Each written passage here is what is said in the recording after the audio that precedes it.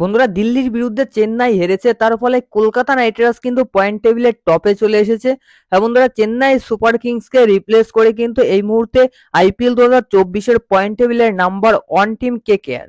KKR এবং CSK দুটো দলেরই কিন্তু পয়েন্ট সমান, তবে নিট রান রেটের পরিপ্রেক্ষিতে কিন্তু কেকেআর এই মুহূর্তে রয়েছে পয়েন্ট টেবিলের টপে। তো গতকাল দিল্লি এবং চেন্নাইয়ের ম্যাচ ছিল, যেখানে দিল্লি কিন্তু চেন্নাই সুপার কিংসকে 20 রানে হারিয়েছে।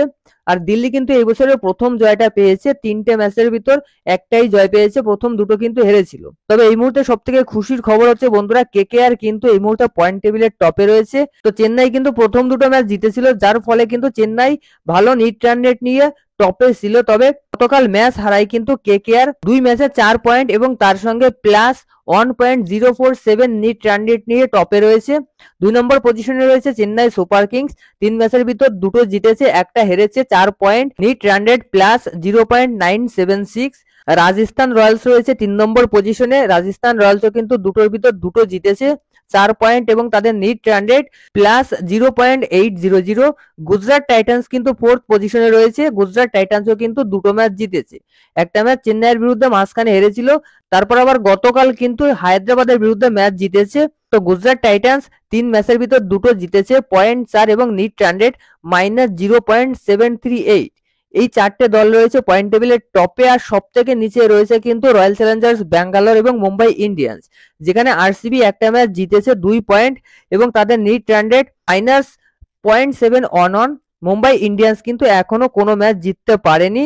আজকে মুম্বাই ইন্ডিয়ান্সের ম্যাচ আছে, যদি এটা জিততে পারে তাহলে কিন্তু এটা তাদের প্রথম জয় হবে। তবে দেখো, গতকাল কিন্তু ম্যাচে মহেন্দ্র সিং ধোনি একটা দারুণ ইনিংস খেলেছে, as a finisher match finish করতে পারেনি, তবে 42 বছর বয়সেও কিন্তু ইয়ংদের চ্যালেঞ্জ করছে, বড় বড় শট খেলছে, 16 বলে 37 রানের একটা দারুণ ইনিংস খেলেছে, যেখানে কিন্তু 4টে 4 এবং 3টে 6 মেরেছে, 231 স্ট্রাইক রেটে খেলেছে। ধোনির ব্যাটের পাওয়ারটা কিন্তু এখনো কমেনি, যদিও গতকালের ম্যাচটা কিন্তু ফিনিশ করতে পারেনি, যে পজিশনে ব্যাটিং করতে নেমেছিল ওই পজিশন থেকে ফিনিশ করা সম্ভবও ছিল না।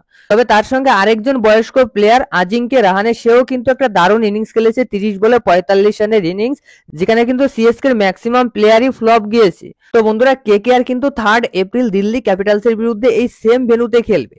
তো দিল্লি ক্যাপিটালসের বিরুদ্ধে কলকাতা নাইট রাইডার্সের কি করা উচিত সেটা অবশ্যই আপনারা হয়তো এই ম্যাচটা দেখে বুঝে গেছেন।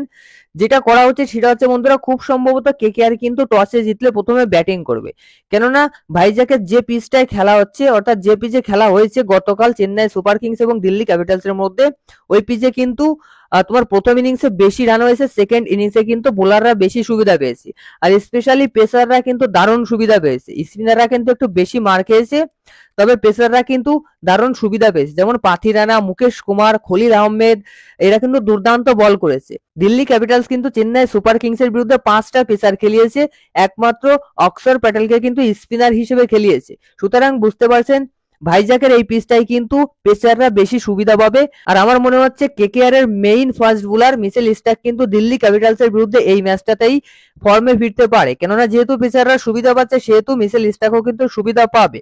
তো এই ম্যাচ থেকেই কিন্তু মিচেল স্টার্ক প্রত্যাবর্তন করতে পারে। আর দিল্লি ক্যাপিটালসের বিরুদ্ধে ম্যাচটা জিততে পারলে কিন্তু কেকেআর পয়েন্ট টেবিলের টপটা ধরে রাখতে পারবে।